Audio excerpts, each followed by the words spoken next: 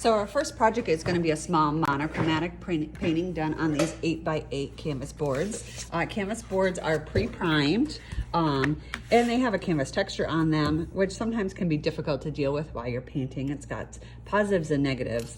So what we're going to be doing before we draw anything on here is we're just going to be giving this a quick base of our color so that we're not fighting with the little white spots that can be left behind in canvas. So what I'm doing here is just mixing a little bit of the color that I want to use for my background.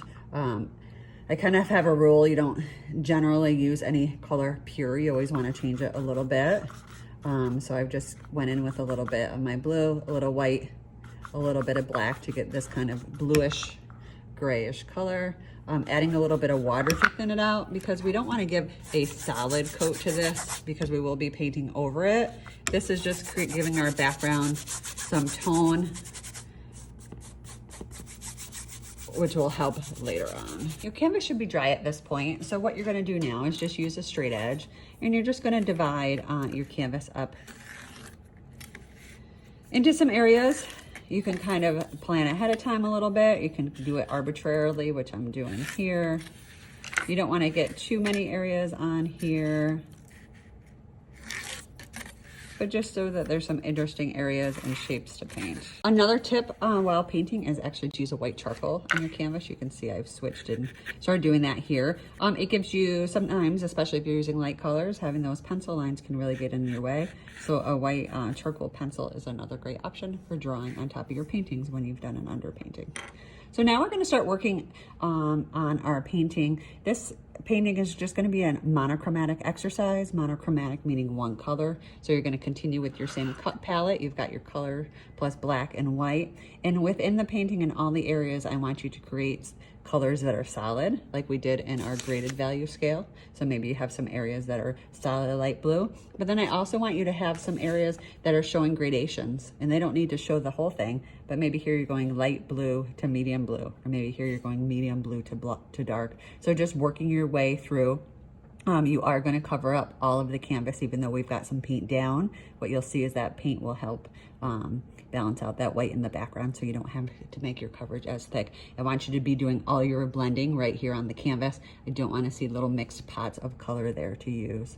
So doing all of that blending right here on the canvas. So I've got my first square done.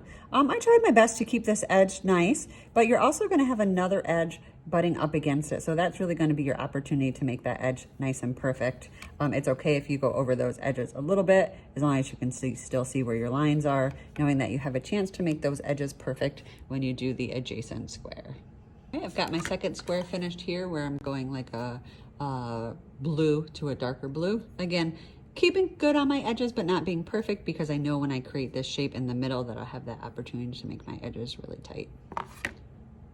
All right, so now that my paint is dry, I'm gonna go back and fill in this area. I wanna give you some tips for painting straight edges. I typically like to use a flat brush, and I'm using the end of the brush. So first I'm gonna create a color in here that I'm gonna make sure has enough contrast so that I can really see the edges there. And it's gonna be kind of a medium bluish. Again, doing that mixing right on my palette. Get a little bit more color in there.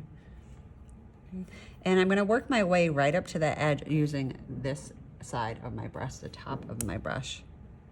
I'm gonna work my way up to the edge and drag it just like I would if I was tracing with a marker. Pull some of that paint down out of the pile I have there in the middle.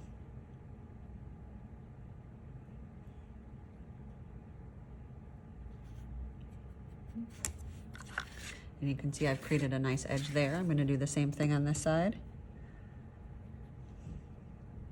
So I've got my brush loaded up and I'm gonna go right up to that edge and drag. Right up to the edge and drag.